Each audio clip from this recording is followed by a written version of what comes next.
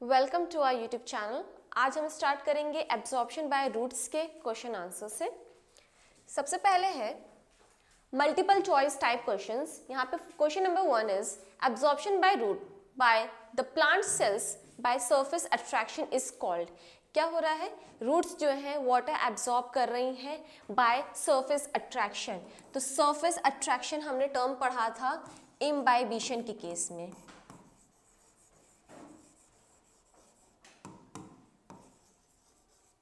ठीक है, इम्बाइबिशन में क्या होता है, रूट्स जो है वो वाटर एब्जॉर्ब करती हैं in the case of living and dead cells और सीड्स।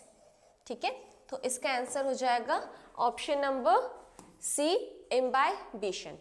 इसी के बाद नेक्स्ट क्वेश्चन है a plant cell placed in a certain solution got plasmolysed, what was the kind of solution. क्या हो रहा है, सेल को हमने एक सर्टेन टाइप के सॉल्यूशन में रखा, उसकी वजह से सेल जो है वो प्लाज्मोलाइज्ड हो गई। प्लाज्मोलाइज्ड का क्या मतलब था कि सेल साइटोप्लाज्म क्या हो गया, वो श्रिंक हो गया। ठीक है, सेल साइटोप्लाज्म श्रिंक हो गया।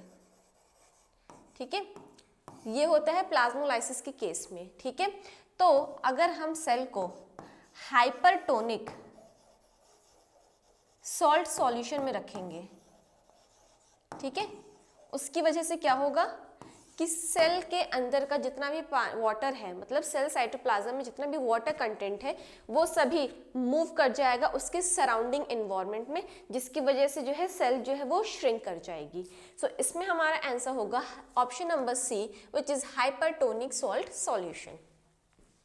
इसी के साथ question number 3 is the state of a cell in which the cell wall is rigid and stretched by the increase in volume due to the absorption of water is called।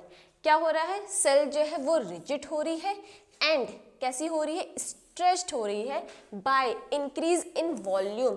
Cell कैसे हुई, सबसे पहले जो है rigid हो गई, rigid मतलब stiff हो गई। उसके बाद नेक्स्ट क्या हो रहा है, वो स्ट्रेच हो रही है, मतलब उसका वॉल्यूम इंक्रीज हो रहा है, वॉल्यूम इंक्रीज हो रहा है मतलब सेल का साइज बढ़ रहा है। ठीक है, साइज जो है वो इंक्रीज हो रहा है। तो ये किस केस में होगा, ये उस केस में होगा जब आउटर एनवायरनमेंट में से वाटर एंटर करेगा इनसाइड द सेल, तभी तो सेल का साइज इंक्रीज होगा। तो ये किस कंडीशन में होगा, ये तब होगा जब हमारी सेल जो है वो टर्जिडिटी में होगी। ठीक है, जब सेल हमारी टर्जिड हो जाएगी उस टाइम पे वो रिजिडिटी भी प्रोवाइड करेगी एंड उसका वॉल्यूम जो है वो भी इंक्रीज होगा। इसके बाद question number 4 is which one of the following is a characteristic not related with the suitability of the root for absorbing water। यहाँ पे 4 कैरेक्टरिस्टिक्स दिए हुए हैं, अब हमें ये बताना है कि इन चारों में से कौन सा ऐसा कैरेक्टरिस्टिक्स है जो कि रिलेटेड नहीं है रूट के लिए फॉर एब्जॉर्बिंग वाटर। सबसे पहला है ट्रिमेंडस सरफेस एरिया, ये हमने पढ़ा हुआ है। क्या, जितना ज़्यादा रूट का सरफेस एरिया इंक्रीज होगा सॉइल के अंदर, उतना ही अमाउंट में रूट्स क्या करेंगी, वाटर एंड मिनरल्स को एब्जॉर्ब करेंगी। ठीक है, तो ये ऑप्शन मेरा करेक्ट है। इसके बाद है contain cell sap at higher concentration than surrounding soil water. क्या, कि सेल सेप के पास जो कंसंट्रेशन है वो ज़्यादा होना चाहिए as compare to the surrounding soil, ये भी करेक्टरिस्टिक हमने पढ़ा है। उसके बाद है root hairs have thin cell wall, ये भी हमने पढ़ा है। क्या, कि रूट सेल्स, रूट हेयर की जो सेल होती है उनकी जो वॉल होनी चाहिए वो थिन होनी चाहिए। क्यों, क्योंकि अगर सेल वॉल थिन होगी तो ज़्यादा अमाउंट में वाटर को एब्जॉर्ब करेगा। ठीक है, fourth point is grow downward into the soil. ठीक है, तो ये फोर्थ ऐसा कैरेक्टरिस्टिक है जो कि हमने रूट की सुटेबिलिटी में नहीं पढ़ा, तो यहाँ पे मेरा ऑप्शन नंबर 4 जो है ये करेक्ट होगा। इसके बाद question number 5 is movement of molecules of a substance from the region of their higher concentration to the region of their lower concentration without the involvement of a separating membrane is called। क्या कह रहे हैं कि molecules का क्या हो रहा है, मूवमेंट हो रहा है। ये मॉलिक्यूल्स जो है हायर कंसंट्रेशन से लोअर कंसंट्रेशन की तरफ मूव कर रहे हैं। ठीक है, बट यहाँ पे कोई सेपरेटिंग मेम्ब्रेन नहीं है उनके बीच में। ठीक है, जैसे ये हमने 2 कॉलम्स बना लिए हैं, ठीक है। अब इस कॉलम के अंदर हमने एक पार्टिकुलर सब्सटेंस डाल दिया है, ठीक है, जिसका कंसंट्रेशन यहाँ पे हाई है, एंड दूसरी तरफ यहाँ पे सेम सब्सटेंस है बट यहाँ पे इसका कंसंट्रेशन कैसा है, लो है, ठीक है। तो क्या होगा, मॉलिक्यूल्स जो है वो ट्रांसफर करेंगे high concentration to low concentration, but इनके बीच में हमने कोई भी सेपरेटिंग मेम्ब्रेन नहीं रखी है। तो इसका मतलब क्या होगा, ये कौन सा चीज में यूज होगा, फॉर डिफ्यूजन, ठीक है। तो यहाँ हमारा आंसर होगा this term is known as diffusion and option number 2 will be correct. Now question number 6 is osmosis and diffusion are the same except that in osmosis there is, देखो क्या कह रहा है कि osmosis and diffusion दोनों ही same है, ठीक है, बट स्टिल कोई एक चीज है जो कि ऑस्मोसिस में एग्जिस्ट करती है एंड वो डिफ्यूजन में नहीं देखने को मिलता, ठीक है। तो सबसे पहले इनके रिलेटेबल टर्म्स देखते हैं क्या क्या है। ऑस्मोसिस एंड डिफ्यूजन में हम क्या पढ़ते हैं कि दोनों में जो है सब्सटेंस या वाटर का जो मूवमेंट होता है वो कैसे होता है, from high concentration to low concentration, ठीक है। नेक्स्ट जो डिफरेंस है, ऑस्मोसिस में हम क्या यूज करते हैं, ऑस्मोसिस के केस में हम सेमी परमिएबल मेम्ब्रेन होती है, ठीक है। ऑस्मोसिस में सेमी परमिएबल मेम्ब्रेन देखने को मिलती है, वहीं डिफ्यूजन में ऐसी कोई भी सेपरेटिंग मेम्ब्रेन नहीं होती बिटवीन 2 पार्टिकल्स, ठीक है।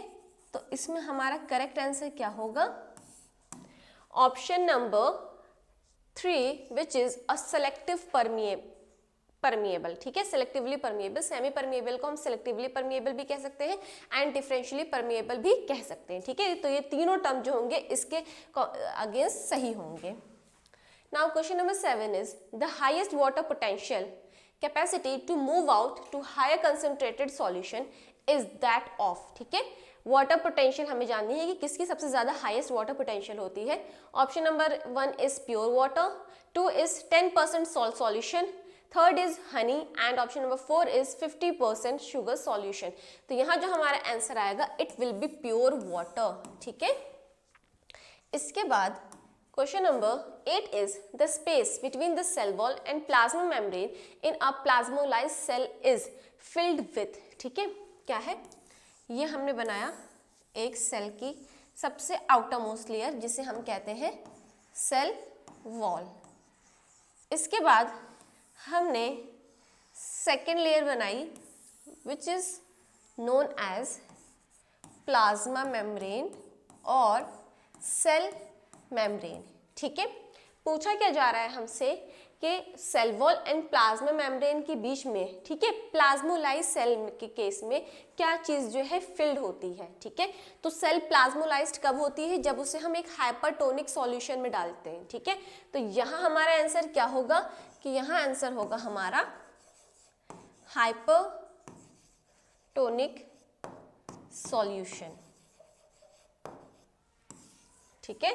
So answer number 3 will be correct. Next is what is responsible for guttation. Guttation के लिए क्या रिस्पॉन्सिबल है। Option number 1 is osmotic pressure, 2 is root pressure, 3 is suction pressure and 4 is capillarity, ठीक है। तो guttation कब होता है, या ये समझिए ग्यूटेशन का मतलब क्या है, जब हमें लीव्स के सरफेस पे वाटर ड्रॉपलेट्स दिखाई देती हैं, ठीक है, कब, अर्ली मॉर्निंग, ठीक है। अर्ली मॉर्निंग जब हमें रूट के सरफेस पे वाटर ड्रॉपलेट्स दिखाई देती हैं तो उसे हम ग्यूटेशन कहते हैं। एंड ये ग्यूटेशन किसकी वजह से होता है, ये ग्यूटेशन होता है रूट प्रेशर की वजह से, ठीक है, क्योंकि रूट प्रेशर इतना ज़्यादा लगता है कि वाटर जो है वो कहाँ आने लगता है, लीव्स के सरफेस पे आने लगता है। तो इसके लिए हमारा आंसर नंबर 2 जो है वो करेक्ट होगा। Question number 10 is the most appropriate characteristic of a semi permeable membrane is that, ठीक है। अब हमें सेमी परमिएबल मेम्ब्रेन के लिए एक एप्रोप्रिएट कैरेक्टर बताना है उसका इन चारों ऑप्शन में से। तो ऑप्शन नंबर 1 कह रहा है कि it has minute pores, option number B is it has no pores, option number C is it allow the solute to pass through but not the solvent, and option number D is it allows a solvent to pass through freely but prevent the passage of the solute. ठीक है, so option number ए कह रहा है it has minute pores, ठीक है, but accurate नहीं है ये। ऑप्शन नंबर बी है कि कोई पोर ही नहीं है उसमें, तो ये ऑप्शन बिल्कुल गलत हो गया। उसके बाद ऑप्शन नंबर सी कह रहा है कि it allows solute to pass but not solvent, लेकिन नहीं, ऐसा नहीं पढ़ा हमने क्या पढ़ा है कि सेमी परमेबल मेम्ब्रेन के थ्रू ऑस्मोसिस के केस में वाटर मॉलिक्यूल जो है वो इजीली पास आउट हो जाते हैं, तो वाटर भी क्या है, वो भी तो एक सॉल्वेंट है, तो ये ऑप्शन भी कैसा हो गया, गलत हो गया। अब ऑप्शन नंबर डी कह रहा है कि ये अलाउ करता है सेमी परमेबल मेम्ब्रेन सॉल्वेंट को पास करने के लिए फ्रीली, ठीक है, बट प्रिवेंट किसको कर रहा है, सॉल्यूट को प्रिवेंट कर रहा है। तो हमारा जो करेक्ट आंसर होगा वो होगा ऑप्शन नंबर डी। तो इसी के साथ ऑप्शन नंबर ए भी हमारा गलत हुआ, ठीक है। Now next is very short answer type questions, ठीक है। यहाँ जो है कुछ टर्म्स दिए गए हैं हमें, इनके हमें आंसर देना है। सबसे पहला है कि the condition of a cell placed in a hypotonic solution, ठीक है। अगर हम सेल को हाइपोटोनिक सॉल्यूशन में रखें तो उस टाइम जो उसकी कंडीशन क्या होगी, हाइपोटोनिक सॉल्यूशन में रख रहे हैं मतलब कि वाटर क्या है वो सेल के अंदर एंटर करेगा। सेल के अंदर अगर वाटर एंटर करेगा तो सेल कैसी हो जाएगी, वो टर्जिड हो जाएगी। तो इसके लिए टर्म हम क्या यूज करेंगे, टर्जिडिटी, ठीक है। इसके बाद B is the process by which intact plant lose water in the form of droplets from leaves margin. क्या कह रहा है कि ऐसा प्रोसेस जिसकी वजह से वो प्लांट जो है वो वाटर को लूज कर रहा है ड्रॉपलेट्स के फॉर्म में, किसके थ्रू, फ्रॉम लीफ मार्जिन। तो यहाँ जो हमारा आंसर होगा it will B guttation,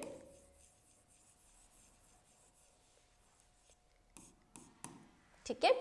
C is the process by which water enters root hair। अब हमें वो प्रोसेस बतानी है जिसके थ्रू वाटर जो है एंटर कर रहा है रूट हेयर में, ठीक है। तो वाटर कहाँ से रूट हेयर में एंटर करेगा, सॉइल में से एंटर करेगा, ठीक है। इट मीन्स सॉइल के पास हाई कंसंट्रेशन होगा वाटर का, जिसकी वजह से वो रूट हेयर में एंटर करेगा, बिकॉज रूट हेयर में वाटर का कंसंट्रेशन कैसा होगा, लो होगा, ठीक है। तो इसके हमारा आंसर इज ऑस्मोसिस, ठीक है। उसके बाद option number D is the tissue concern with the upward conduction of water in plant, ठीक है। प्लांट में वाटर का अपवर्ड कंडक्शन कराने के लिए कौन सा टिश्यू रिस्पॉन्सिबल है, सो आंसर होगा यहाँ पे जाइलम, ठीक है। Xylem will be responsible for the upward conduction of water. Next is the term for the inward movement of solvent molecules through the plasma membrane of a cell। क्या कह रहा है कि क्या हो रहा है यहाँ पे, प्लाज्मा मेम्ब्रेन के अंदर जो है सॉल्वेंट मॉलिक्यूल जो है वो एंटर कर रहा है, ठीक है। सॉल्वेंट मतलब यहाँ पे जो है लिक्विड की बात हो रही है, वाटर की बात हो रही है। तो इसके लिए हम क्या यूज करेंगे, ऑस्मोसिस यूज करेंगे, ठीक है। बट ऑस्मोसिस भी कितने टाइप के पढ़े हमने, दो टाइप के पढ़े। अगर वाटर जो है एंटर कर रहा है इनसाइड द सेल तो वहां पे हम टर्म यूज करते हैं एंडोस्मोसिस, ठीक है। अगर यहाँ ये लिखा होता कि वाटर जो है आउटवर्ड मूव कर रहा है प्लाज्मा मेम्ब्रेन से तो उसके लिए हम ऑस्मोसिस यूज करते, बट कौन सा ऑस्मोसिस, एक्सोस्मोसिस, ठीक है। इसके बाद है the process by which molecules distribute themselves evenly within the space they occupy, ठीक है। ऐसी प्रोसेस बतानी है जिसके थ्रू जो है मॉलिक्यूल्स जो अपने आप को डिस्ट्रीब्यूट करते हैं स्पेस में जो कि उन्हें हमने प्रोवाइड कराया है। सो इसके लिए टर्म आएगा डिफ्यूजन। क्यों, क्योंकि डिफ्यूजन के थ्रू ही पार्टिकल्स कहाँ जाते हैं, from high concentration to low concentration. उसके बाद option number G is the pressure which is responsible for the movement of water molecule across the cortical cell of the roots. क्या हो रहा है, हमें उस प्रेशर का नाम बताना है जो कि रिस्पॉन्सिबल है वाटर मॉलिक्यूल्स को मूव कराने के लिए, कहाँ से पे, रूट्स के कॉर्टिकल सेल में। तो इसके लिए जो रिस्पॉन्सिबल होगा it will be root pressure, ठीक है। इसके बाद नेक्स्ट है give the equivalent term for the following, ठीक है। Pressure exerted by the cell content of the cell wall. क्या हो रहा है, प्रेशर कौन एक्सर्ट कर रहा है, सेल कंटेंट एक्सर्ट कर रहा है किस पे, सेल वॉल पे। मतलब ये हमने एक सेल बना दी, ठीक है, एंड वहीं सेल के अंदर हमने एक वैक्यूल बना दिया है एंड यहाँ पे हमारे जो है डिफरेंट सेल कंटेंट है। ठीक है, अब ये सेल कंटेंट क्या कर रहे हैं, ये प्रेशर एक्सर्ट कर रहे हैं इस पे। ये क्या है, ये है सेल वॉल। ठीक है, सेल वॉल पे एक प्रेशर एक्सर्ट करा जा रहा है। ठीक है, तो ये प्रेशर कब एक्सर्ट करा जाता है, उस टाइम एक्सर्ट करा जाता है जब हमारी सेल जो है वो टर्जिडिटी में होती है। ठीक है, सेल के अंदर क्या है, वाटर कंटेंट बहुत ज़्यादा है, जिसकी वजह से जो है मोस्ट ऑफ द एरिया जो है वैक्यूल ने कवर कर लिया है। अब सेल कंटेंट के पास जो और एरिया नहीं है, तो वो जो सेल वॉल को पुश कर रहा है उसको जो है प्रेशर एक्सर्ट कर रहा है। तो ये जो प्रेशर है, इस प्रेशर का नाम आएगा टर्गर प्रेशर। ठीक है, इसके बाद B is the condition in which the cell content are shrunken। ठीक है, अब क्या हमें वो कंडीशन बतानी है जिस कंडीशन में सेल कंटेंट कैसा हो गया, वो श्रिंक हो गया। ठीक है, तो वो हो जाएगा flaccidity. Answer will be flaccidity, क्योंकि फ्लैसिडिटी में क्या होता है, प्लाज्मोलाइसिस की वजह से सेल कंटेंट जो है वो श्रिंक हो जाता है। Option number C is loss of water through cut stem. अब क्या हुआ, एक प्लांट है जिसकी स्टेम को हमने क्या कर दिया, कट कर दिया। ठीक है, अब इसमें क्या हो रहा होगा, रूट प्रेशर चल रहा होगा। रूट प्रेशर की वजह से क्या हो रहा होगा, वाटर का ट्रांसपोर्टेशन हो रहा होगा अपवर्ड डायरेक्शन में। ठीक है, अब इसकी वजह से क्या होगा, वाटर ड्रॉपलेट जो है वो फॉल डाउन करने लगेंगी। ठीक है, तो इस लॉस ऑफ वाटर को हम क्या कहेंगे, ब्लीडिंग। ठीक है, तो आंसर यहाँ पे मेरा क्या आ जाएगा, ब्लीडिंग। ठीक, नेक्स्ट है complete the following statement. First is hypotonic solution is one in which the solution kept outside the cell has dash solute concentration than the cell. क्या कह रहा है कि हाइपोटोनिक सॉल्यूशन क्या होता है, हाइपोटोनिक सॉल्यूशन वो होता है जिसमें सेल के बाहर जो सॉल्यूशन होता है dash solute concentration than the cell. ठीक है, क्या है, ये एक सेल है। ठीक है, इस सेल को हमने एक बीकर में रखा है। ठीक है, कहाँ, एक हाइपोटोनिक सॉल्यूशन के अंदर। इट मीन्स ये जो सॉल्यूट है या सॉल्यूशन है, इस सॉल्यूशन के अंदर क्या होगा, सॉल्यूट का अमाउंट लो होगा एंड सॉल्वेंट जो है कैसा होगा, हाई होगा। क्यों, क्योंकि तभी क्या होगा, higher concentration to lower concentration जो है मूवमेंट होगा वाटर का। ठीक है, तो यहाँ पे आंसर क्या होगा, solution kept outside the cell has lower solute concentration than the cell. इसके बाद option number B is active transport is one in which the ions outside the root are move in by utilising. क्या कह रहे हैं कि active transport में क्या होता है, जो आउटर इन्वायरमेंट में जो आयंस हैं उनको हम कहाँ लेके आते हैं, रूट्स में लाते हैं या सेल में लेके आते हैं। ठीक है, सो वहाँ पे किसका यूटिलाइजेशन होता है, तो वहाँ पे एनर्जी का यूटिलाइजेशन होता है। ठीक है, क्यों, क्योंकि एक्टिव ट्रांसपोर्ट में हम आयंस को लो कंसंट्रेशन से हाई कंसंट्रेशन की तरफ लेके जा रहे हैं, इस वजह से वहाँ पे एनर्जी की काफ़ी ज़्यादा नीड होती है एंड एनर्जी भी किस फॉर्म में प्रेजेंट होती है, एटीपी के फॉर्म में। ठीक है, इसके बाद option number C is the bending movement of certain flowers towards the sun and the slip movement of certain plants at night are example of. क्या है, सन के टाइम पे कुछ प्लांट्स जो है बेंड हो रहे हैं एंड कुछ प्लांट्स जो है क्या कर रहे हैं, स्लिप मूवमेंट कर रहे हैं नाइट के टाइम पे। तो ये सभी किसके एग्जाम्पल हो जाएगा, सो ये सभी एग्जाम्पल हो जाएंगे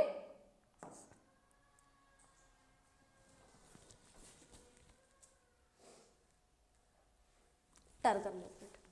तो ये सभी एग्जाम्पल हो जाएंगे टर्गर मूवमेंट के। ठीक है, ये टर्गर मूवमेंट का हमने एग्जाम्पल किसके थ्रू पढ़ा था, हमने इंसेक्टिवोरस प्लांट और हमने पढ़ा था मिमोसा पुडिका प्लांट के केस में, जहाँ पे एक सिंगल टच से भी क्या हो रहा है, टर्गर मूवमेंट हो रहा है एंड प्लांट या लीव्स जो है वो बेंड कर जा रही हैं।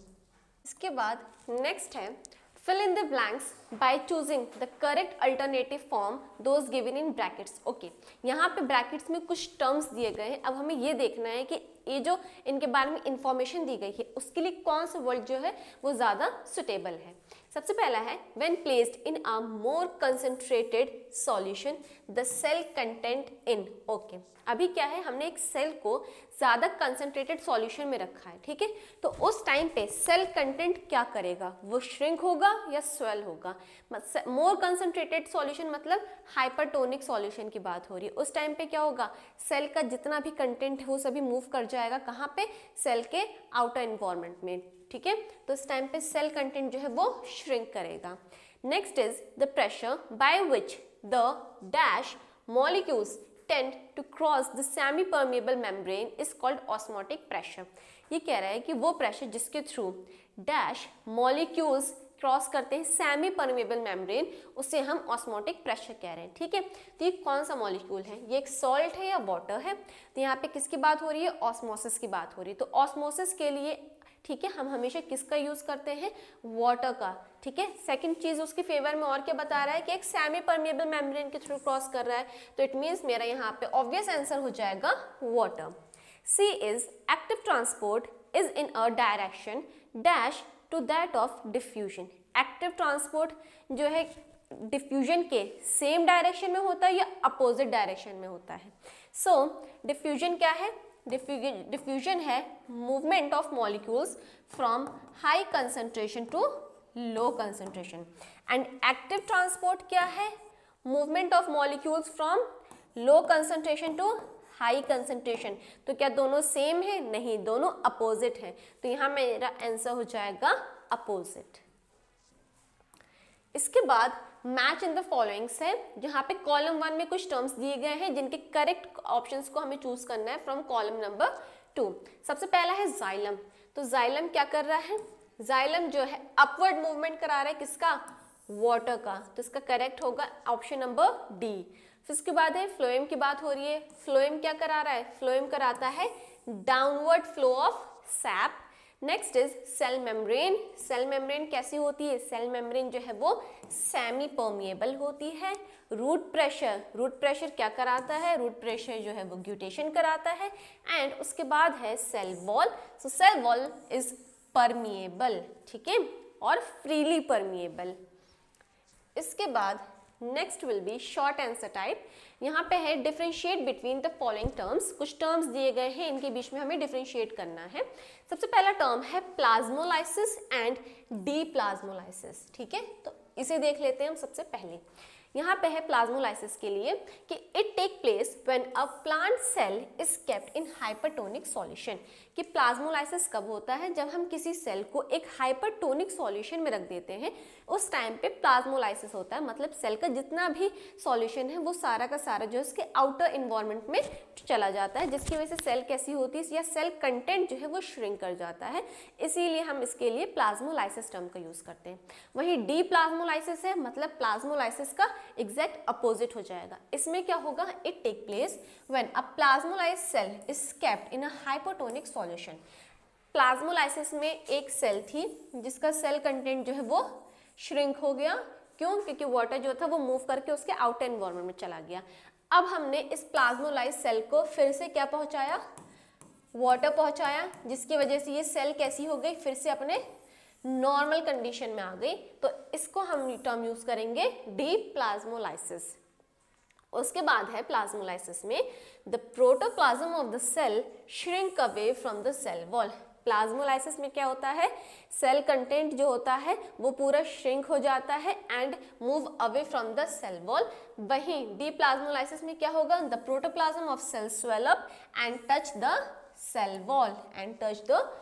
Wall Third point is in plasmolysis it result in the flaccid condition of the plant। इसकी वजह से क्या होता है, flaccid condition create हो जाती है।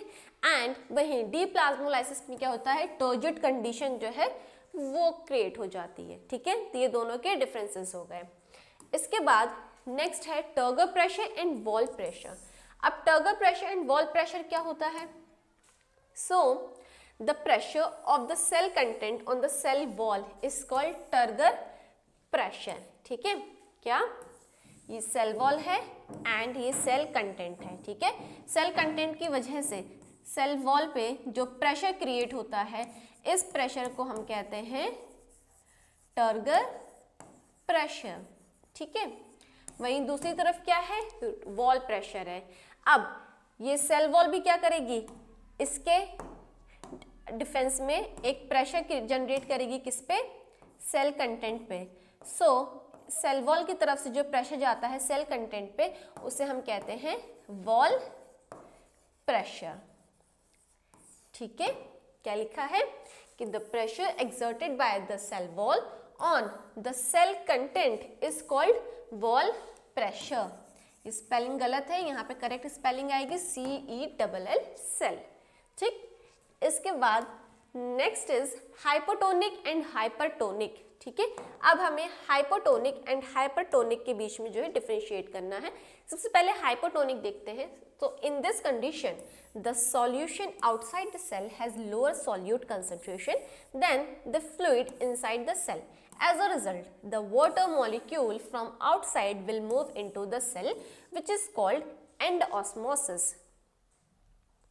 ठीक है, हाइपोटोनिक सॉल्यूशन में क्या हो रहा है, ये हमारी सेल है। ठीक है, अब इस सेल के अंदर वाटर जो है वो मूव कर रहा है फ्रॉम आउटर इन्वायरमेंट। वाई, क्योंकि सेल के अंदर वाटर कैसा है, लो कंसंट्रेशन, एंड सेल के बाहर कैसा है, हाई कंसंट्रेशन में। ठीक है, तो इस कंडीशन में क्या हो रहा है, एंडोस्मोसिस हो रहा है। ठीक है, एंडोस्मोसिस हो रहा है यहाँ पे, एंड ये सॉल्यूशन या इस क्राइटेरिया को क्या कहेंगे, हाइपोटोनिक। वहीं हाइपरटोनिक क्या हो जाएगा, इसका एग्जैक्ट अपोजिट हो जाएगा। इस कंडीशन में क्या होगा कि सेल के पास से वाटर जो है उसके सराउंडिंग में मूव करेगा। क्यों, क्योंकि सेल के पास कंसंट्रेशन हाई है एंड आउटर में कंसंट्रेशन लो है, तो इसकी वजह से सेल में क्या होगा, एक्सोस्मोसिस होगा एंड सेल जो है वो श्रिंक कर जाएगी। ठीक है, तो हाइपोटोनिक पढ़ते हैं। In this condition the solution outside the cell has lower solute. Solution जो है आउटसाइड द सेल, वहां पे लोअर सॉल्यूट कंसंट्रेशन है than the fluid inside the cell. Consequently, the water molecule from the interior of the cell will move outside excessive root pressure. This is called exosmosis. इसके बाद next is flaccidity and turgidity. Flaccidity क्या है, the unavailability of the sufficient water causing the cell to become weak and soft due to decreased turgor pressure. Flaccidity में क्या हो रहा है, cell के पास जो है वाटर की अनअवेलेबिलिटी है। ठीक है, या कम अमाउंट में उसके पास वाटर प्रेजेंट है, जिसकी वजह से सेल कैसी हो रही है, वो काफ़ी ज़्यादा वीक एंड सॉफ्ट हो जाती है एंड वो टर्गर प्रेशर को जो है कम कर देती है।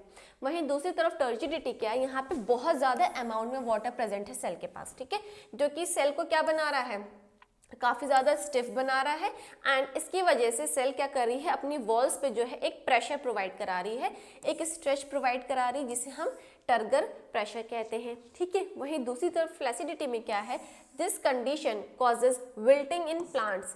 नाउ अब सेल क्या जो कंटेंट है उसमें वाटर अमाउंट कम हो गया, सेल कंटेंट जो है वो श्रिंक हो गया है, जिसकी वजह से क्या होगा, प्लांट की विल्टिंग स्टार्ट हो जाएगी। वहीं टर्जिडिटी की वजह से क्या होता है, प्लांट और ज़्यादा स्टिफ एंड इरेक्ट हो जाता है। ठीक है, क्यों, क्योंकि प्लांट के पास सफिशिएंट अमाउंट में वाटर प्रेजेंट है, हर एक सेल के पास सफिशिएंट अमाउंट में वाटर है, जिसकी वजह से वो क्या कर रहा है, प्लांट को और ज़्यादा स्टिफनेस और ज़्यादा सपोर्ट प्रोवाइड करा रहा है। इसके बाद है next is mention whether the following statement are true और false. Correct the false statement by altering the last word only. Okay, यहाँ पे हमें कुछ टर्म्स दिए गए हैं, अब हमें इनको बताना है ये ट्रू है और फॉल्स है। ठीक है, अगर कोई टर्म जो है या कोई स्टेटमेंट फॉल्स है तो उसको हमें करेक्ट करना है by using last word only. ठीक है, the addition of salt to pickle prevent growth of bacteria because they turn turgid. ये क्या कह रहा है कि अगर हम पिकल में सॉल्ट ऐड करते हैं तो वो क्या करता है, बैक्टीरिया की ग्रोथ को प्रिवेंट करता है, बिकॉज दे टर्न टर्जिड। क्यों, क्योंकि सेल जो है वो टर्जिड हो गई। तो ये कैसा होगा, सही होगा या गलत होगा, तो ये ऑप्शन हमारा जो है ये फॉल्स होगा। क्यों, क्योंकि हमने क्या कर रहे हैं, सॉल्ट का एडिशन कर रहे हैं। सॉल्ट का एडिशन मतलब हाइपरटोनिक सॉल्ट सॉल्यूशन की बात हो रही है, इसकी वजह से क्या होगा, सेल का जो कंटेंट है वो श्रिंक हो जाएगा। ठीक है, तो ये ऑप्शन मेरा जो है फॉल्स होगा। इसके बाद option number B is cells that have lost their water content are said to be डीप्लाज्मोलाइज्ड।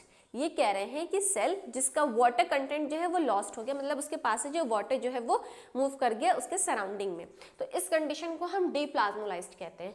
सो नहीं, ये भी ऑप्शन कैसा है, फॉल्स है। क्यों? क्योंकि उस कंडीशन को हम प्लाज्मोलाइज्ड कहते हैं। डीप्लाज्मोलाइज्ड तो इसका अपोजिट हो जाएगा ना।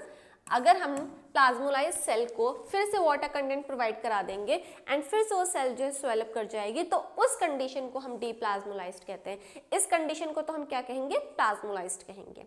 Option number C is xylem is the water conducting tissue in plant. क्या है कि जाइलम वाटर कंडक्टिंग टिश्यू है प्लांट में, तो ये ऑप्शन कैसा है, बिल्कुल सही है। क्यों? क्योंकि जाइलम ही तो है जो वाटर कंडक्शन कराता है।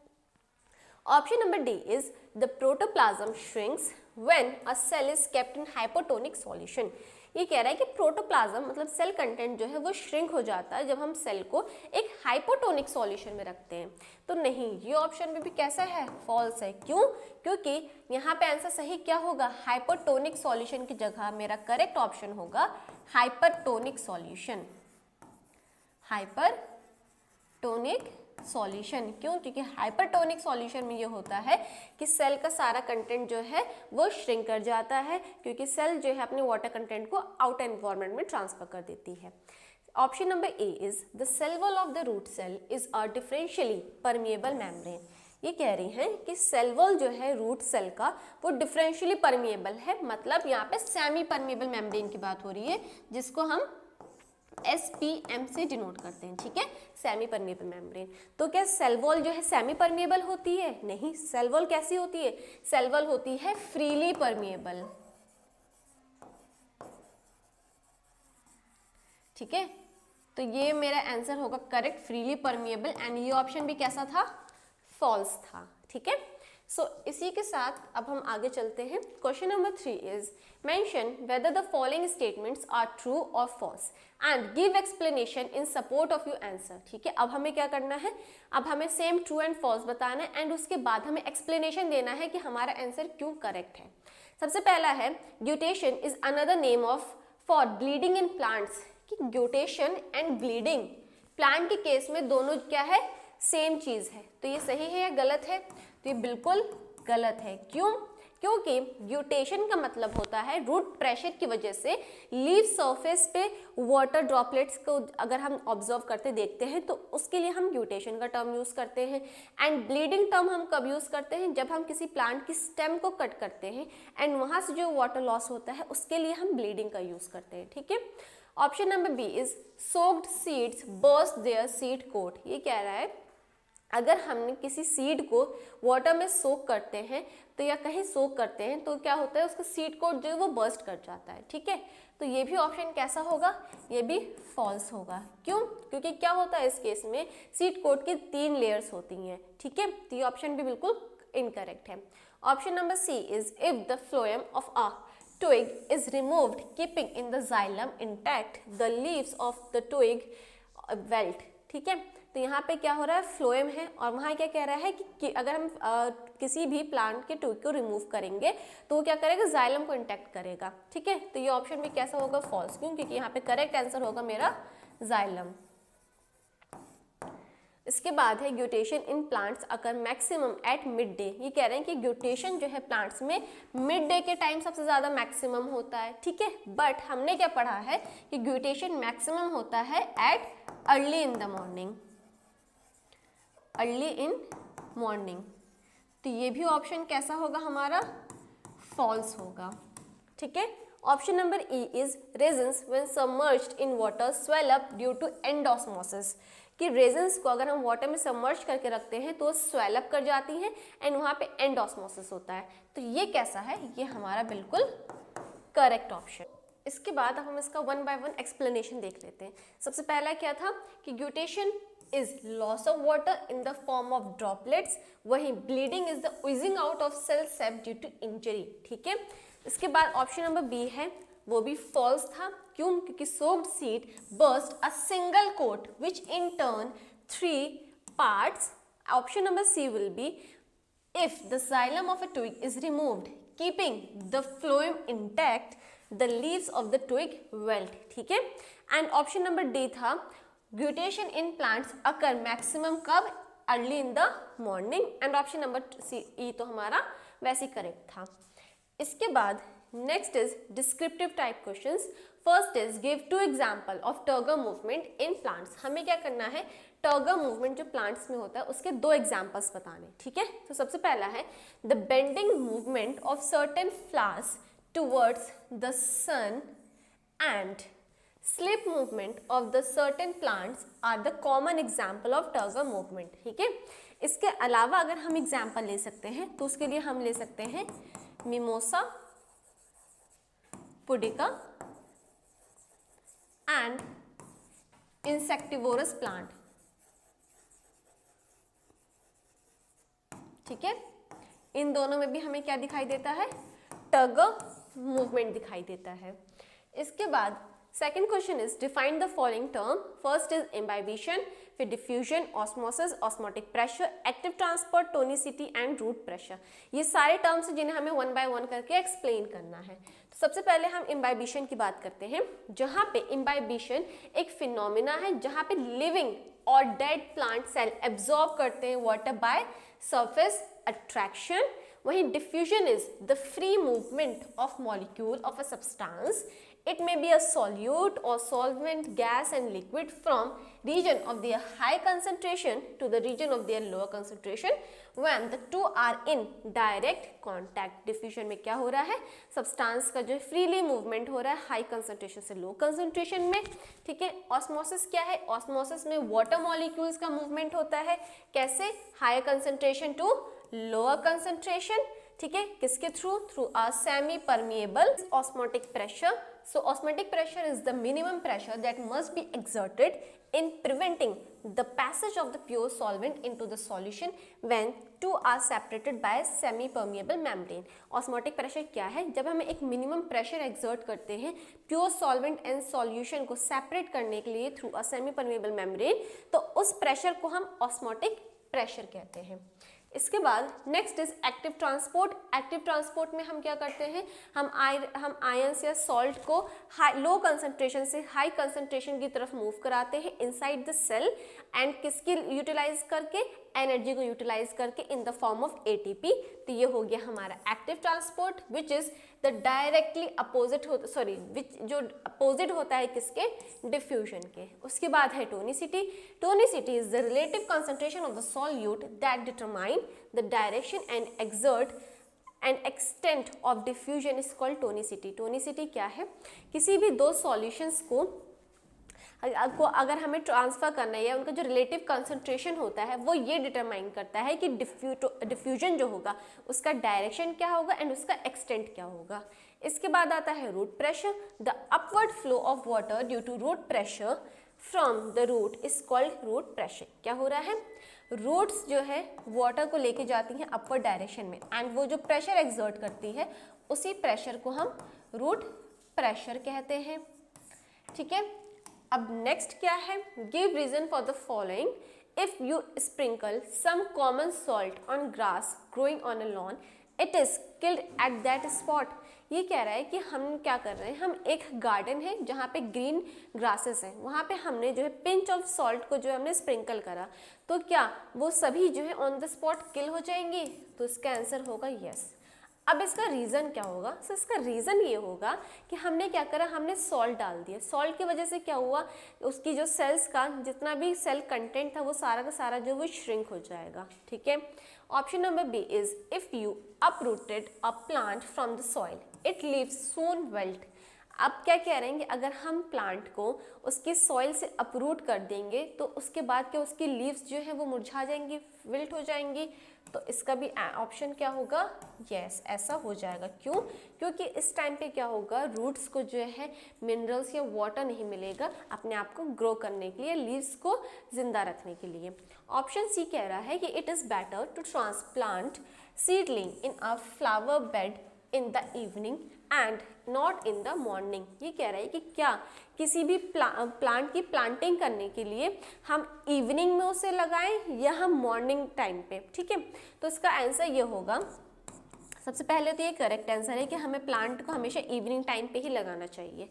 अब इसका रीज़न क्या है, तो रीज़न इसका ये होगा कि इवनिंग के टाइम पे क्या होता है, स्टोमाटा जो है वो क्लोज होता है, ठीक है।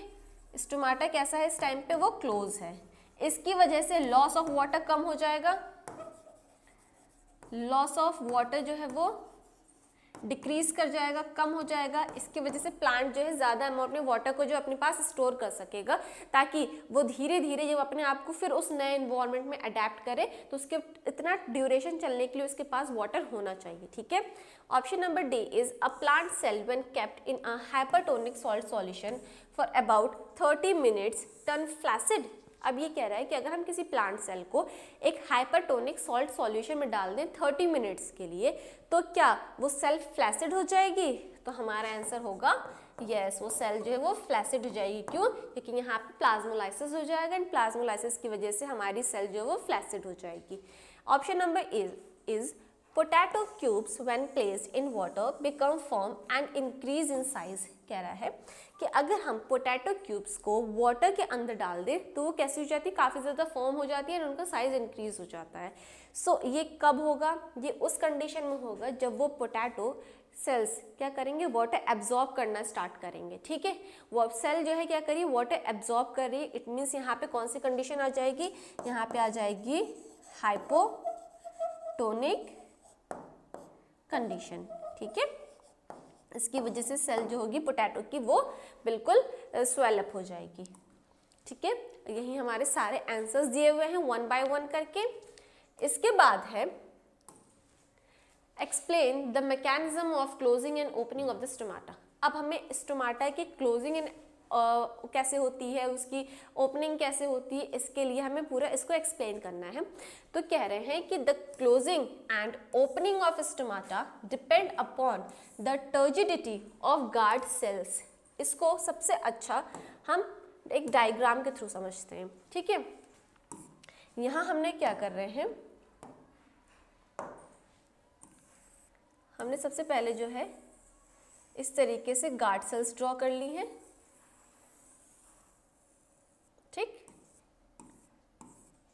अब इसके अराउंड हम एपिडर्मल सेल्स बना लेते हैं, ठीक है। ये हमारा एक स्टोमाटा हो गया, ठीक है। अब स्टोमाटा की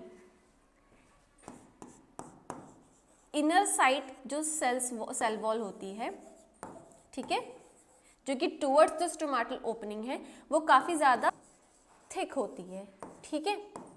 वहीं आउटसाइड वाली जो वॉल्स होती हैं गार्ड सेल की, ये कैसी होती हैं, काफ़ी ज़्यादा जो है ये थिन होती हैं, ठीक है। सो जब वाटर स्टोमाटा तक पहुंचता है उस टाइम पे ये वाटर जो है एंटर करता है इनसाइड द गार्ड सेल्स, ठीक है। जब वाटर सेल के अंदर एंटर कर रहा है जिसकी वजह से क्या होगा, ये गार्ड सेल्स जो है ये स्वेल कर जाएंगी, ठीक है। ये स्वेल कर गई, स्वेल होने की वजह से स्टोमाटा क्या हो जाएगा, स्टोमाटा जो है वो ओपन हो जाएगा, ठीक है। नाउ अब स्टोमाटा क्लोज कैसे होगा? अब क्या हुआ, अब ये सेल कौन से कंडीशन में आ गई, ये टर्जिडिटी में आ गई, ठीक है। अब टर्जिडिटी के बाद जो है धीरे धीरे फिर कुछ टाइम बाद क्या होगा, ये सेल क्या करेगी, ये वाटर लूज करना स्टार्ट करेगी, ठीक है। जब ये सेल वाटर लूज करेगी, सो ये जो थिक सेल्स हैं अराउंड द स्टोमाटल ओपनिंग, ठीक है, स्टोमाटल ओपनिंग के अराउंड सेल्स कैसी हैं, काफ़ी ज़्यादा थिक हैं, तो ये कैसी हो जाएंगी, ये स्ट्रेट हो जाएंगी, जिसकी वजह से क्लोजिंग हो जाएगी स्टोमाटा की, ठीक है। इस तरीके से due to the loss of water stomata will be close, ठीक है। सो सबसे पहले क्या हुआ, सबसे पहले हमने ये पढ़ा कि जो गार्ड सेल के जो आउटर सेल्स होती हैं, आउटर सेल लाइन होती है, वो काफ़ी ज़्यादा जो है थिन होती है, ठीक है। तो वाटर को वो एंटर करने देती है inside the guard cells, and guard cell की जो इनर सेल्स होती हैं टुवर्ड्स जो स्टोमाटल ओपनिंग, वो काफ़ी ज़्यादा थिक होती हैं, ठीक है। अब क्या हुआ, वाटर जो है सेल के अंदर एंटर कर रहा है, जिसकी वजह से सेल जो है वो स्वेल करके एंड टर्जिडिटी पे पहुंच गई, जो कि हेल्प करेगा स्टोमाटा की ओपनिंग को, ठीक है। बट आफ्टर सम टाइम जब वाटर लूज होना स्टार्ट होगा, उस वक्त क्या होगा, ये जो थिक लाइन थी गार्ड सेल्स की वो स्ट्रेट हो जाएंगी एंड वो क्या करेंगे, स्टोमाटा के जो है वो क्लोज कर देंगी, ठीक है। अब हमने इसी चीज को पूरे को यहाँ पे हमने एक्सप्लेन करा है कि each guard cell has thicker wall on the side facing the stoma and thin wall on the side facing the stoma and in a thin wall of the opposite side. ठीक है. Guard cell contain chloroplast as a result of the synthesis of glucose during photosynthesis and some other chemical changes. The osmotic pressure of the content of the guard cell increase and they absorb more water from the nearby cell, thus becoming turgid. क्या हो रहा है, cell जो है stomata open है, photosynthesis की process चल रही है, ठीक है, ग्लूकोज का फॉर्मेशन हो रहा है. फोटोसिंथेसिस के लिए सेल को क्या चाहिए, वाटर चाहिए, तो अपने नियर बाय सेल से जो है वाटर एब्जॉर्ब कर रहा है, ठीक है. इसकी वजह से सेल कैसी होगी, वो टर्जिड हो गई. On account the turgor pressure, the guard cell become more arched outward and the aperture between them widen, thus opening the stomata at night or when there is a storage of water in the leaf. The guard cell turn flaccid and the inner rigid wall become straight. The stomata will be closed. इसके बाद question number 5 is what is transpirational pull, how it is caused. अब हमें ये बताना है कि ट्रांसपिरेशनल पुल क्या है एंड ये कैसे होता है. The force created due to transpiration which pulls the water from a lower level to higher level is called transpirational pull. ये क्या कह रहे हैं, वो फोर्स जिसकी वजह से ट्रांसपिरेशन होता है या जिसकी वजह से वाटर जो है हाई लेवल पे पहुंचता है फ्रॉम द लो लेवल, उसे हम ट्रांसपिरेशनल पुल कहते हैं. ठीक है, ये किसकी वजह से हो रहा है, the water is lost from the leaf surface by transpiration and more water molecule are pulled up due to the tendency of water molecule to remain joined. Thus, a continuous column of water is produced throughout the stem of the plants. इसको हम ऐसे समझते हैं, यहाँ क्या हो रहा है, वाटर जो है एक दूसरे से ज्वाइन होते हैं, वाटर मॉलिक्यूल्स कोहेशन के थ्रू. ठीक है, अब क्या हो रहा है, एक यहाँ पे एक फोर्स लग रही है, एक पुल लग रहा है, जिसकी वजह से वाटर जो है वो कहाँ पहुँच रहा है, प्लांट के एरियल पार्ट्स तक पहुँच रहा है, लीव्स तक पहुँच रहा है. ठीक है, अब एक्सेस वाटर हो गया है तो वो हमें जो है लीफ के सरफेस पे दिखाई देना स्टार्ट हो जाता है. ठीक है, जिसे हम ट्रांसपिरेशन कहते हैं, इसे हम ट्रांसपिरेशन कहते हैं. ठीक है, एंड जिस फोर्स की वजह से ये ट्रांसपिरेशन हो रहा है उसे हम ट्रांसपिरेशनल पुल कहते हैं. ठीक है, अब क्या हुआ, कुछ अमाउंट में वाटर जो है लीफ के सरफेस पे आ गया एंड यहाँ से फिर ये जो है ये लॉस्ट कर जाएगा. ठीक है, अब क्या है, यहाँ पे वाटर मॉलिक्यूल्स की एक चेन बनी हुई है. अगर एक वाटर मॉलिक्यूल गया तो उसके बाद फिर जो है दूसरा वाटर मॉलिक्यूल आ जाएगा, दूसरा गया उसके बाद तीसरा तैयार है, उसके बाद फिर चौथा तैयार है. इस तरीके से एक पूरी चेन बनी होती है, वन बाय वन जो है वाटर मॉलिक्यूल्स जो है आते रहते हैं. तो इस तरीके से पूरा ट्रांसपिरेशनल पुल बनता है. इसके बाद है structured application skill type questions. सबसे पहला है कि a leaf cell of a water plant is placed in a liquid other than pond water after some time it assume a shape shown below. ठीक है, क्या था कि हमने एक वाटर प्लांट को एक लिक्विड मीडियम में रख दिया. ठीक है, पॉन्ड वाटर के अलावा कुछ टाइम बाद जो है हमें कुछ इस तरीके का रिजल्ट देखने को मिला. ठीक है, सबसे पहले हमारी सेल ऐसी थी, बट जब हमने उसे एक सर्टेन टाइप के सॉल्यूशन में रखा तो उसके बाद हमें सेल जो है कुछ इस तरीके से दिखाई देने लगी है. ठीक है, सो अब इसका रीज़न क्या होगा. सबसे पहला है कि give the term for the state of the cell it has acquired. अब ये पूछा जा रहा है कि हमारी सेल यहाँ से यहाँ जो पहुँची है इसके पीछे का रीज़न क्या है. तो सबसे पहला रीज़न हम ये अज्यूम कर सकते हैं कि यहाँ क्या हुआ होगा, सॉल्यूशन किस टाइप का रहा होगा, सॉल्यूशन मस्ट बी हाइपरटोनिक. ठीक है, हाइपरटोनिक सॉल्ट सॉल्यूशन रहा होगा. ठीक है, जिसकी वजह से क्या हुआ होगा, सेल कंटेंट श्रिंक कर गया होगा.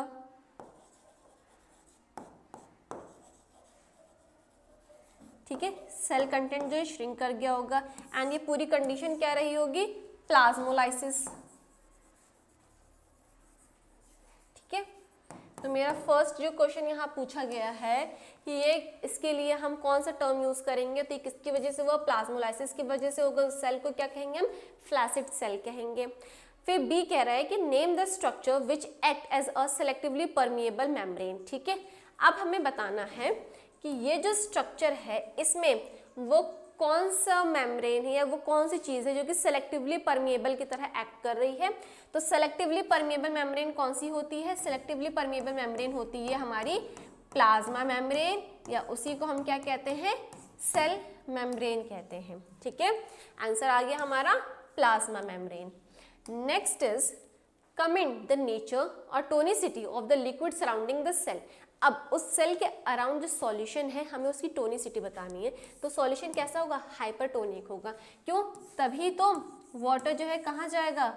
सेल से आउटसाइड में जाएगा या उसके सेल के सराउंडिंग में मूव कर जाएगा, from high concentration to low concentration.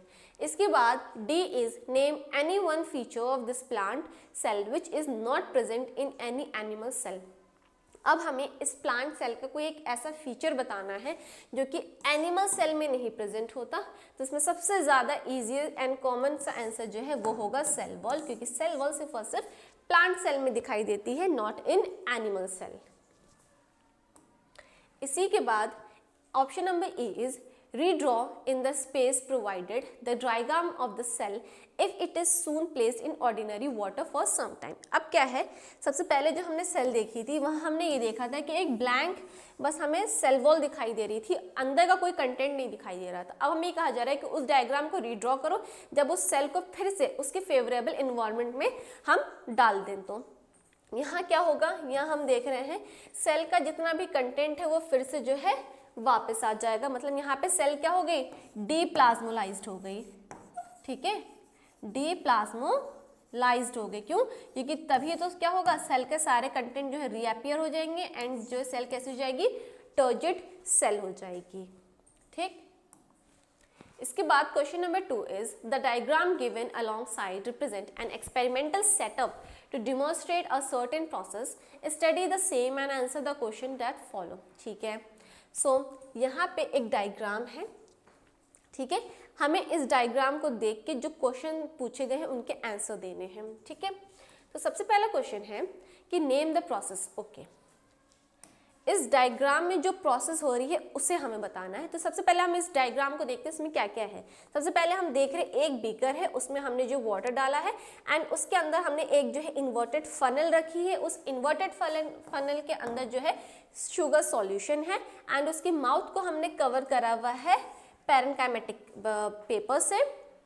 ठीक है, तो यहाँ क्या होगा, यहाँ वाटर मूव करेगा from high concentration to low concentration which is inside the funnel through a semi permeable membrane। तो ये कंडीशन कहलाएगी ऑस्मोसिस। ठीक है, उसके बाद है define the above named process. ठीक है, जो प्रोसेस दी गई है उसका नेम बताना है। So the movement of water molecule from the higher concentration towards the lower concentration through a semipermeable membrane is called osmosis. And What would you observe in the experimental setup after an hour or so? ठीक है, अब जो हमने experiment देखा उसमें 1 घंटे या कुछ और टाइम बाद हम क्या ऑब्जर्व करेंगे। सो आफ्टर एन आवर और so to set up of this experiment you will observe that the level of the liquid in the vertical tube rise due to the entry of water into it through the semipermeable और goat bladder by mean of the process of osmosis. हम क्या देखेंगे, कुछ time बाद इस funnel में जो water level है वो राइज कर जाएगा। ठीक है, अब ये राइज कैसे करेगा, यहाँ पे क्या है, एक सेमी परमेबल मेम्ब्रेन लगी हुई है। ठीक है, मतलब वहाँ पे माइन्यूट पोर्स हैं, उन पोर्स के थ्रू जो है वाटर एंटर करेगा जिसकी वजह से इस फनल का वाटर लेवल जो है वो राइज कर जाएगा। इसके बाद next is what control experiment can be set up for comparison. अब ये कहा जा रहा है उसके कंपैरिजन के लिए हम एक कौन सा कंट्रोल एक्सपेरिमेंट कर सकते हैं।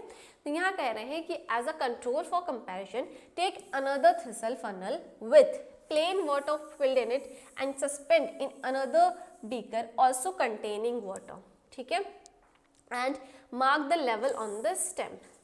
ठीक, अब ये क्या कह रहे हैं कि हम क्या कर सकते हैं, हमने ये जो फनल ली हुई है, ठीक है, हमने जो पूरा डायग्राम बनाया है, सेम एक और सेटअप दूसरी तरफ प्रिपेयर करेंगे। डिफरेंस क्या होगा, इस फनल के अंदर हमने शुगर सॉल्यूशन रखा है, उसके अंदर हम नॉर्मल वाटर रखेंगे। ठीक है, इसके बाद After few hours, the level of liquid in the Thurtle funnel in the control will remain unchanged.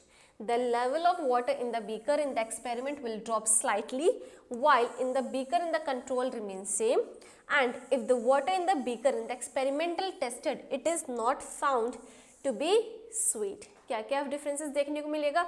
सबसे पहला डिफरेंस ये होगा कि उसमें फनल के अंदर कोई भी वाटर राइज अप नहीं होगा. सेकंड हम ये देखेंगे कि जो वाटर का जो टेस्ट है वो हमें स्वीट नहीं मिलेगा.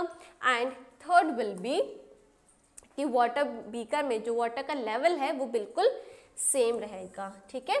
अब नेक्स्ट है keeping in mind the root hair cell and its surrounding, name the parts that correspond to. Okay, हमारा जो एक्सपेरिमेंट है बीकर वाला उसको देख के हमें ये बताना है कि उसमें से रूट हेयर का रोल कौन प्ले करेगा, सेल का एंड सेल के सराउंडिंग का. ठीक है. सो कंसंट्रेटेड शुगर सॉल्यूशन जो कि हमारे फनल के अंदर प्रेजेंट है वो होगा एज अ रूट हेयर. वहीं यहाँ पे जो हमारा पेपर है जो कि as a semi permeable membrane की तरह एक्ट कर रहा है वो होगी सेल. एंड वाटर जो है बीकर के अंदर वो क्या होगा, सराउंडिंग ऑफ द सेल. ठीक है. इसके बाद next is name any other material that can be used instead of parchment paper in the above experiment. Okay, इससे पहले वाले जो एक्सपेरिमेंट में जो हम पार्चमेंट पेपर ले रहे हैं as a semi permeable membrane, उसकी जगह हम और कौन सी चीज़ यूज़ कर सकते हैं, तो उसकी जगह हम सेलोफेन भी यूज़ कर सकते हैं. Next is mention 2 advantages of the process to the plant. ठीक है. So first is it plays an important role in absorption of water from the soil. It causes turgidity of the cell which play an important role in maintaining the structure and the form different organ parts of the plants. So ये 2 advantage हो गए इस experiment के plants के लिए. इसके बाद next is the diagram below represent a layer of epidermis cell showing a fully grown root hair. Study the diagram and answer the questions that follow. ठीक है. क्या है, एक ये डायग्राम है जहाँ पे हमें रूट हेयर दिखाई दे रहा है और ये सारी सेल्स टाइप दिखाई दे रहे हैं. ठीक है. यहाँ पूछा जा रहा है name the parts labelled A B C and D. ठीक है. अब इस डायग्राम में जो parts as A B C D label करे गए हैं हमें इनके नाम बताने. ठीक है. तो सबसे पहला अगर हम ए की बात करें तो हम क्या देख रहे हैं, ए जो है ये सबसे आउटर मोस्ट लाइनिंग है. ठीक है. सो किसी भी सेल की जो आउटर मोस्ट लाइनिंग होती है वो क्या होती है, it will be cell wall. ठीक है. उसके बाद नेक्स्ट हम क्या देख रहे हैं, बी. सेल वॉल के बाद जो सेकेंड लाइनिंग होगी वो क्या होगी, it will be cell membrane और प्लाज्मा मेम्ब्रेन. ठीक है. इसके बाद ऑप्शन नंबर सी में हम क्या देख रहे हैं, ये सेल के अंदर, तो सेल के अंदर क्या होगा, बी साइटोप्लाज्म एंड डी क्या होगा, डी होगा सेल न्यूक्लियस. ठीक है. सो अब हम 1 बाय 1 करके इन सारे पार्ट्स को देख लेते हैं. A cell wall, B cell membrane और plasma membrane, C cytoplasm and D will be nucleus.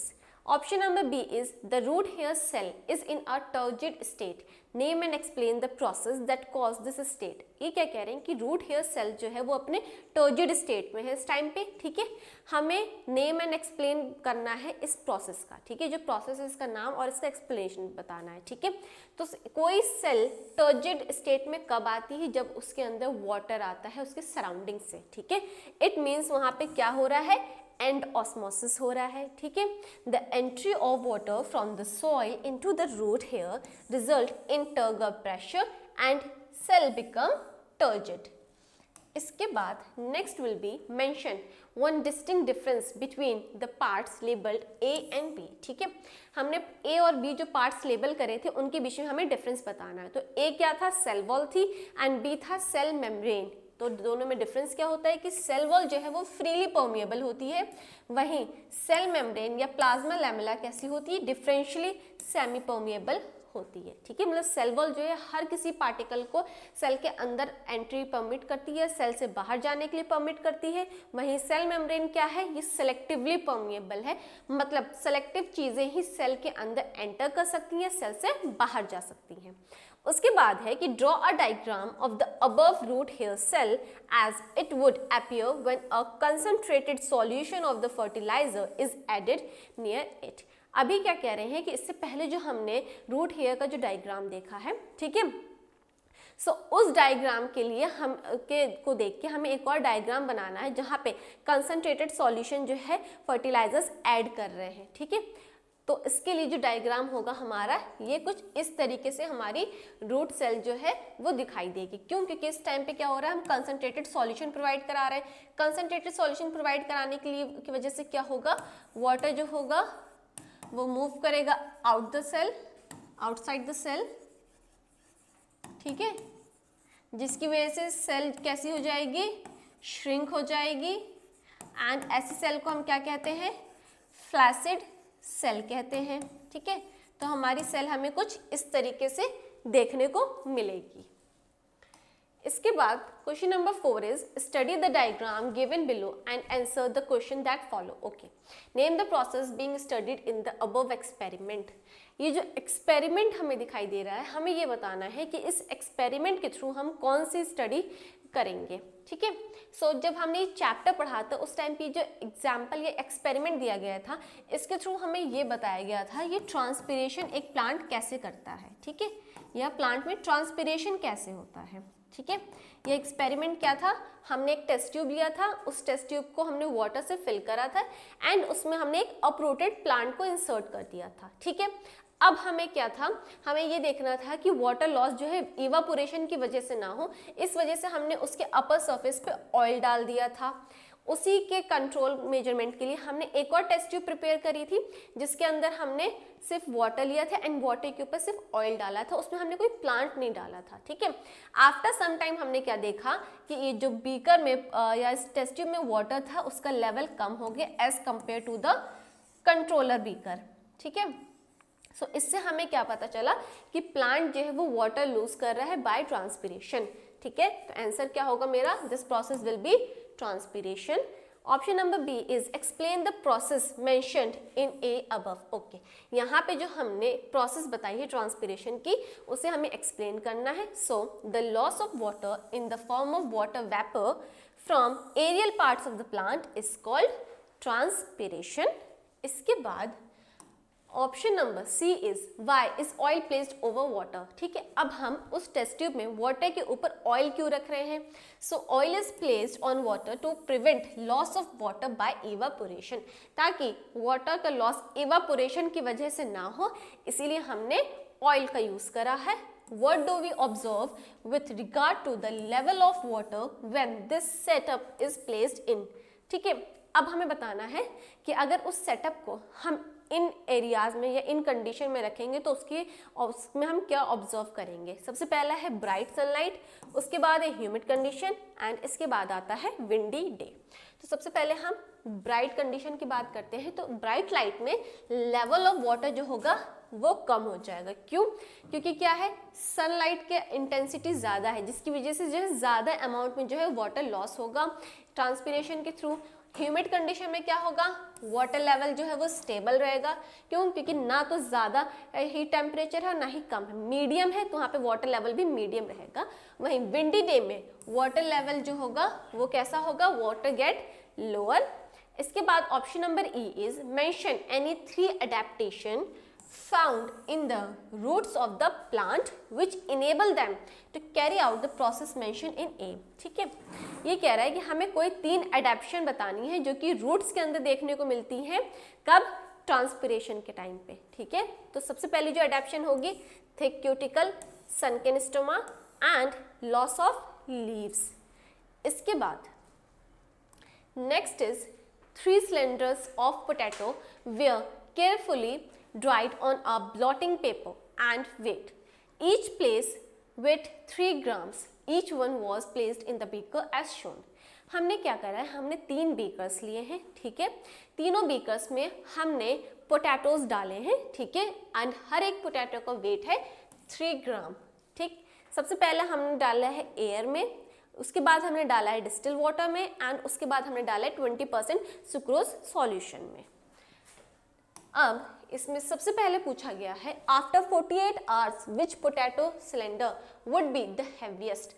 अब हमें ये बताना है कि 48 आवर्स के बाद उन तीनों सिलेंडर में जो पोटैटोज रखे हैं उनमें से सबसे ज़्यादा वेट किसका होगा, ठीक है। सबसे ज़्यादा उसका वेट होगा जहाँ पे वाटर जो है किसके अंदर, पोटैटो के अंदर एंटर करेगा, एंड ऑस्मोसिस होगा। तो इसका आंसर होगा cylinder number be in distil water. क्यों? क्योंकि वाटर जो है एंटर करेगा किसके अंदर, पोटैटो सेल के अंदर, जिसकी वजह से सेल जो है वो स्वेल कर जाएगी। स्वेल कर जाएगी तो अल्टीमेटली क्या होगा, वो सबसे ज़्यादा हैवीएस्ट होगी। इसके बाद है the movement of which substance is mainly responsible for the wait change in the potato cylinder. अब ये कह रहा है कि कौन सा मूवमेंट है जिसकी वजह से पोटैटो का जो है वेट चेंज हुआ। So when the potato cube is placed in water, the water start entering the potato cube, thus causing increase in size, and due to pressure of cell content on the cell wall, they appear firm in the wall of the cube, ठीक है। तो यहाँ पे क्या हो रहा होगा, यहाँ पे ऑस्मोसिस हो रहा होगा, एंड ऑस्मोसिस हो रहा होगा, जिसकी वजह से साइज में चेंज देखने को मिला। Next is name and define the process which is responsible for the movement of substance mentioned in answer B. So the physical force जो यहाँ पे इन्वॉल्व है वो है ऑस्मोसिस, ठीक है। ऑस्मोसिस क्या है, diffusion of water across differentially selectively permeable membrane, the membrane from a dilute to concentrated solution. इसके बाद है write specific name of the process which occur in beaker B and C, ठीक है। यहाँ हमें बीकर बी एंड सी में जो process है उनको बताना है। सो the process that take place in beaker B is osmosis, ठीक है, which is diffusion of water across membrane of the potato slice cell process। इसके बाद क्या है, ऑप्शन नंबर सी, मतलब बीकर सी में क्या था, whereas plasmolysis happen in beaker C as the potato shrink due to hypotonic solution of 20% sucrose solution, ठीक है। यहाँ क्या हुआ, प्लाज्मोलाइसिस हो गया। क्यों? क्योंकि जितना भी वाटर कंटेंट था पोटैटो के अंदर वो सारा का सारा मूव आउट कहाँ चला गया, उसके सराउंडिंग में चला गया। इसके बाद next is would there be any difference in the weight of potato cylinder in beaker A after 48 hours. अब हमसे ये पूछा जा रहा है बीकर ए, जहाँ पे सिर्फ और सिर्फ क्या था, एक पोटैटो स्लाइस थी in the presence of air, ठीक है। क्या था, सिर्फ और सिर्फ एयर थी। तो इस कंडीशन में 48 आवर्स बाद क्या पोटैटो के स्लाइस में कोई भी हमें डिफरेंस दिखाई देगा उसके वेट में? So the answer is the weight of the potato slice will be less as compare to the initial phase after 48 hours due to loss of water to the surrounding through plasmolysis. यहाँ पे क्या होगा, जो potato slice है इसका wait जो होगा वो कम हो जाएगा as compare to initial days, ठीक है। क्यों? क्योंकि जो सराउंडिंग है, सराउंडिंग में वाटर कैसा है, बिल्कुल जीरो है, ठीक है। तो सेल क्या करेगी, cell high concentration to low concentration water content देगी, जिसकी वजह से सेल जो होगी वो प्लाज्मोलाइज हो जाएगी, उसका जो कंटेंट है वो श्रिंक हो जाएगा, एंड अल्टीमेटली सेल का जो वेट है वो कम हो जाएगा। इसी के साथ question number 6 is the figure given below is a diagram representation of the part of the cross section of the root in the root hair zone, study the same and the answer the following questions, ठीक है। ये root hair cell का हमें पूरा एक diagram दिया गया है, अब हमें इसे स्टडी करना है एंड इसके डिफरेंट पार्ट्स को बताना है, ठीक है। सबसे पहला क्वेश्चन है name the parts indicated by the guideline 1 to 5। Now 1 to 5 जितने पार्ट्स हैं इन सभी को हमें मेंशन करना है, ठीक है। तो सबसे पहला है पार्ट नंबर ए, तो ये क्या है, ये है रूट हेयर, ठीक है। रूट हेयर के बाद ऑप्शन नंबर 2 क्या है, दीज आर सॉइल पार्टिकल्स। इसके बाद ऑप्शन नंबर 3 क्या है, सो यहाँ पे है जाइलम वेसल्स, ठीक है। उसके बाद option number 4 will be cortex cells, and यहाँ पे जो 5th नंबर है it will be a vacuole. ठीक है, ये सारे पार्ट्स हो गए हमारे। अब हम इसका आंसर चेक कर लेते हैं। सबसे पहले रूट हेयर सेल है, ठीक है, इसके बाद है soil particles, xylem vessels, cortex cells and vacuoles. Now question number 2 is B is the root hair cell unicellular और मल्टीसेलुलर। यहाँ क्या कह रहे हैं कि रूट हेयर सेल्स जो है वो यूनिसेलुलर है या मल्टीसेलुलर है। सो रूट हेयर्स जो है वो कैसी है, यूनिसेलुलर है।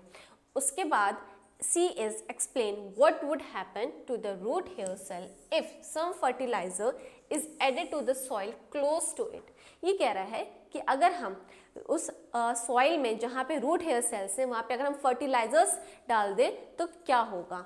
When fertilizer are added to the moist soil around it will form hypertonic solution resulting the protoplasm to shrink and plasma membrane withdraw itself from the cell wall, hence the root hair also become limp or flaccid। क्या हुआ, हमने fertilisers डाले, fertilisers क्या करेंगे, वो act करेंगे as a hypertonic solution, जिसकी वजह से सेल क्या करेगी, वाटर लूज कर देगी अपने सराउंडिंग में एंड वो श्रिंक हो जाएगी, जहाँ पे रूट हेयर सेल जो है कैसी हो जाएगी, फ्लैसिड बन जाएगी।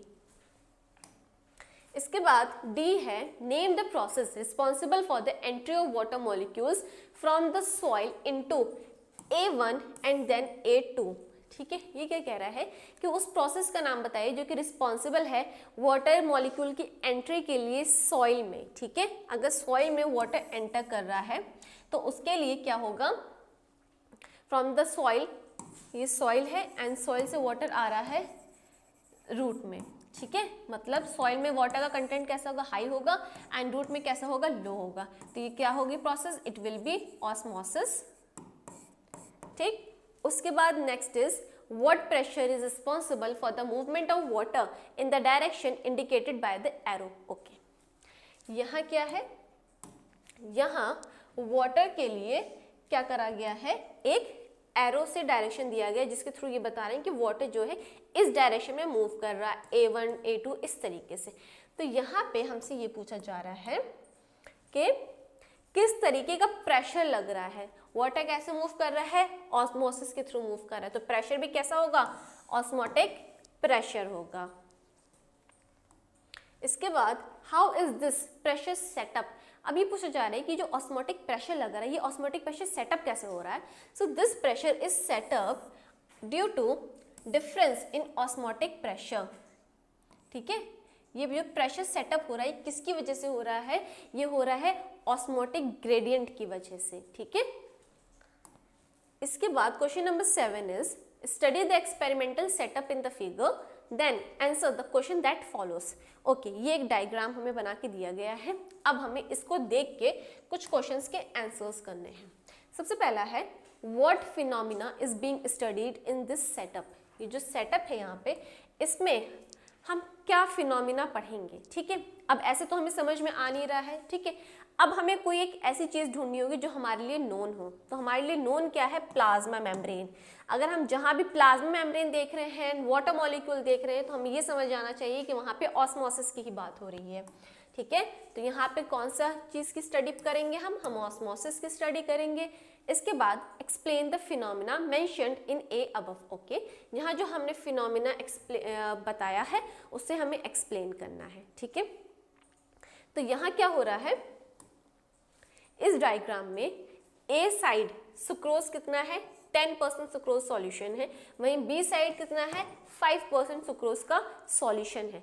तो इसकी वजह से क्या होगा, B tube contain more concentrated solution than A, तो इसकी वजह से वाटर जो है कहाँ मूव करेगा, बी से ए की तरफ। ठीक है, इसके बाद नेक्स्ट क्वेश्चन है what is meant by semi permeable membrane.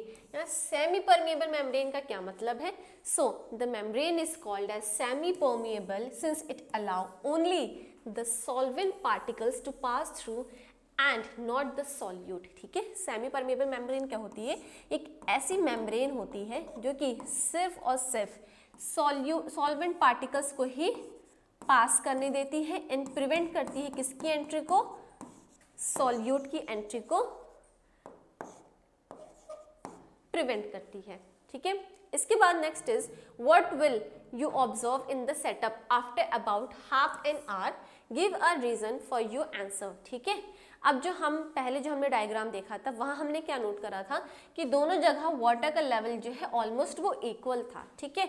But after half an our हम क्या ऑब्जर्व करेंगे कि वाटर जो है वो बी से किधर मूव कर रहा है, ए की तरफ मूव कर रहा है, ठीक है, from high concentration to low concentration, जिसकी वजह से बी साइड का जो वाटर लेवल है वो कम हो जाएगा एंड ए साइड का जो वाटर लेवल है वो राइज अप कर जाएगा। इसी के साथ question number 8 is a candidate in order to study the process of osmosis has taken 3 potato cubes, ठीक है, and put them in 3 different beakers containing 3 different solutions. क्या करा गया, हमने जो है 3 पोटैटो क्यूब्स लिए, ठीक है, उन तीनों को हमने 3 डिफरेंट बीकर्स में रखा एंड इन तीनों डिफरेंट बीकर्स में हमने डिफरेंट सॉल्यूशंस भी रखे हैं, ठीक है। इसके बाद है कि after 24 hours in the first beaker the potato cube increase in size.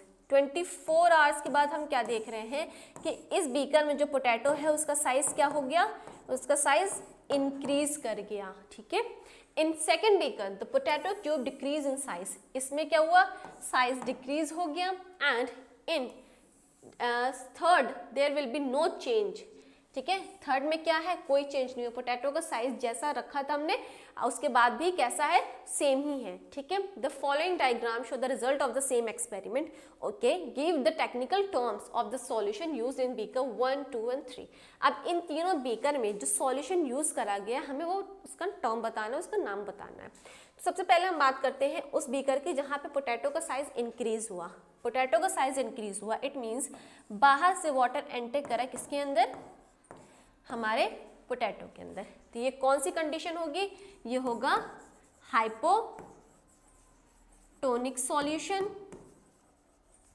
ठीक है। इसके बाद है साइज जो है डिक्रीज कर गया, मतलब पोटैटो में से वाटर एंटर करा उसके सराउंडिंग इन्वायरमेंट में, तो यहाँ पे कौन सी कंडीशन होगी, यहाँ पे होगी हाइपरटोनिक सॉल्यूशन होगा ये। एंड थर्ड वाले में हम क्या देख रहे हैं कि पोटैटो का साइज जो है वो सेम है, उसमें कोई चेंजेस नहीं हुआ, ठीक है, मतलब यहाँ पे वाटर का एक्सचेंज नहीं हुआ, ना तो सराउंडिंग से सेल में ना ही सेल से सराउंडिंग में। तो सॉल्यूशन कैसा होगा, ये होगा आइसोटोनिक सॉल्यूशन, ठीक है। ये तीनों चीजें हमारी क्लियर हो गई। इसके बाद next is in beaker 3 the size of the potato cube remain same, explain the reason and brief, ठीक है। सो इसका आंसर क्या हुआ कि हमारा सॉल्यूशन कैसा था, सबसे पहले हमारा सॉल्यूशन जो था वो आइसोटोनिक सॉल्यूशन था, ठीक है। आइसोटोनिक सॉल्यूशन होने की वजह से क्या हुआ, सेल में से वाटर ना तो उसके सराउंडिंग में गया, ठीक है, ना तो ये चीज़ हुई, और ना ही सराउंडिंग में से वाटर एंटर करा सेल के अंदर। सो इस वजह से हमारी जो सेल थी या पोटैटो क्यूब का जो साइज था वो वैसे का वैसा रहा। C is write the specific feature of the cell sap of root hair which help in absorption of water. अब हमें वो स्पेसिफिक फीचर्स बताने सेल सेप के, ठीक है, फ्रॉम रूट हेयर्स, जो कि हेल्प करते हैं वाटर के एब्जॉर्प्शन में। सेल सेप क्या है, सेल सेप में सॉल्ट कंसंट्रेशन होता है, ठीक है। सॉल्ट कंसंट्रेशन जो है हाई होता है as compare to the surrounding soil. इसकी वजह से क्या होगा, ऑस्मोसिस होगा। ऑस्मोसिस की वजह से सॉइल में से वाटर जो है एंटर कर जाएगा रूट हेयर में, ठीक है, from high concentration to low concentration, and root hairs जो है वाटर को एब्जॉर्ब करके उसका कंडक्शन करा देंगी अपर पार्ट्स में। इसके बाद next is what is osmosis. Osmosis क्या है, ठीक है। सो इसका आंसर है कि ऑस्मोसिस एक ऐसी प्रोसेस है जहाँ पे वाटर मूव करता है कहाँ से, high concentration to low concentration through a semi permeable membrane, ठीक है, through a semi permeable membrane, ये हो गया हमारा ऑस्मोसिस। इसके बाद है how does a cell wall and a cell membrane differ in their permeability. अब ये कहा जा रहा है कि क्यों cell wall and cell membrane अपनी परमिएबिलिटी की वजह से डिफरेंट है। तो सेल वॉल कैसी होती है, सेल वॉल फ्रीली परमिएबल है, ठीक है। वहीं सेल मेम्ब्रेन कैसी है, सेल मेम्ब्रेन जो है सेलेक्टिवली परमिएबल होती है, ठीक है, इट इज सेलेक्टिवली परमिएबल। ये क्या करेगी, ये सेलेक्टिव चीज़ों को ही एंटर करने देती है। वहीं सेल वॉल क्या करती है, हर किसी को परमिट कर देती है कि सेल के अंदर एंटर कर सके या सेल से बाहर एग्जिट कर सके। सो इसी के साथ ही हमारा क्वेश्चन आंसर का पूरा सेशन यही कंप्लीट होता है। आई होप आप लोगों को ये वीडियो अच्छी लगी हो। प्लीज़ चैनल को सब्सक्राइब करिएगा, वीडियो को लाइक करिएगा। Thank you.